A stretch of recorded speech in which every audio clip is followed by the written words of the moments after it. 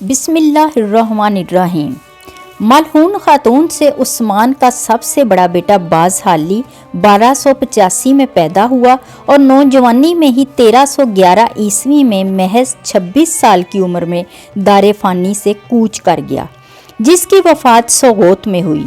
تاریخ میں اس کا کہیں زیادہ ذکر نہیں ہے۔ ملعون خاتون سے عثمان غازی کی ایک بیٹی بھی تھی جو بازحالی سے 1 سال چھوٹی تھی، جو 1286 میں سوغوت میں ہی پیدا ہوئی اور اس نے 63 سال کی عمر پائی۔ قرولوس عثمان ڈرامے سے قطع نظر ملعون خاتون سے پیدا ہونے والی عثمان کی بیٹی فاطمہ کا ذکر تاریخ کے اوراق میں کہیں نہیں ملتا سوائے ڈرامہ قرولوس عثمان کے۔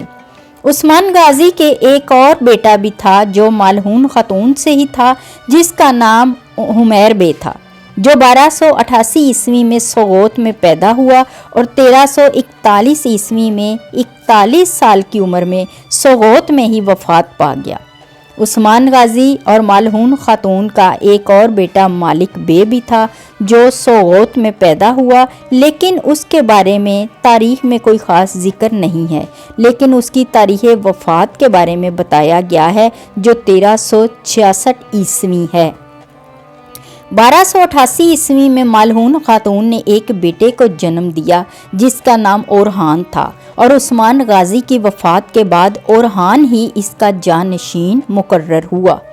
اورحان سلطنت عثمانیہ کا دوسرا فرما روا تھا اور تاریخ میں سلطنت عثمانیہ کا اصل بانی اورحان کو ہی کہا جاتا ہے، جس کی حکمرانی 1326 سے 1359 اورحان نے مغربی اناطولیہ کا ایک مکمل ہی۔ اورحان 1359 میں 75 برس کی عمر میں وفات پا گیا۔ اس نے سلطنت عثمانیہ پر 30 سال حکومت کی۔ جب اورحان نے مسند سنبھالا اس وقت اس کی عمر 42 سال تھی۔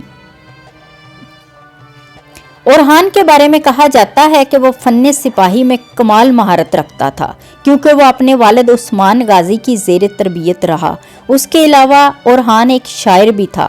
رابعہ بالا خاتون سے بھی عثمان کی ایک اولاد علاء الدین پیدا ہوئے۔ اس طرح عثمان غازی کے 7 بیٹے اور 1 بیٹی تھی۔ اس کے تمام بیٹوں نے والد کے نقش قدم پر چلتے ہوئے فتوحات کا طویل سلسلہ جاری رکھا اور 3 بر اعظموں پر اپنی حکومت کا سکہ چلایا۔ تاریخ میں عثمان کے 2 بیٹوں اورحان اور علاء الدین کا ہی زیادہ ذکر ملتا ہے۔ کہا جاتا ہے کہ اورحان اپنے باپ کی طرح جنگجو اور بہادر تھا، جبکہ عثمان کے بڑے بیٹے علاء الدین نے اپنا زیادہ وقت علوم دینیہ میں صرف کیا۔ تاہم اورحان نے عثمان کی وفات کے بعد سلطنت عثمانیہ کو 2 حصوں میں تقسیم کرنے کی کوشش کی، لیکن علاء الدین نے باپ کی وصیت کو سامنے رکھتے ہوئے ایسا کرنے سے منع کر دیا، لیکن اورحان کے بار بار اصرار پر صرف امور سلطنت کو قبول کر لیا اور اپنا علوم دینیہ کا کام بھی جاری رکھا۔ علاء الدین پہلا وزیر تھا جس نے سلطنت عثمانیہ میں وزیروں کا ایک مکمل نظم و نسق بنایا، اور اس طرح علاء الدین سلطنت کا پہلا وزیر اعظم مقرر ہوا۔ علاء الدین نے اپنے دور حکومت میں 3 چیزوں پر خاص توجہ دی: سکہ، لباس اور فوج۔ اس وقت تک سلطنت عثمانیہ میں کسی سرکاری طبقے کا کوئی خاص لباس نہیں تھا، لیکن علاء الدین نے اس حوالے سے سب کے یونیفارم مقرر کیے، اور یوں سلطنت عثمانیہ میں پہلی بار باقاعدہ ایک ریاستی نظم و نسق مقرر کیا گیا۔ اسی طرح مسلم اور غیر مسلم کے لیے بھی الگ الگ لباس مقرر کیے تاکہ ان کی پہچان ہو سکے۔ علاء الدین کا سب سے بڑا کارنامہ عثمانی فوج کو منظم کرنا تھا۔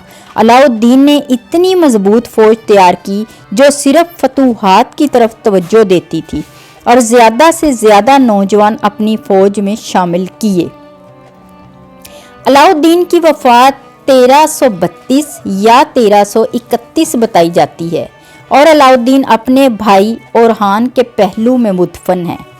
یہ تو تھی سلطنت عثمانیہ کو پروان چڑھانے والے عثمان غازی کے جانشینوں اور اولادوں کی کہانی۔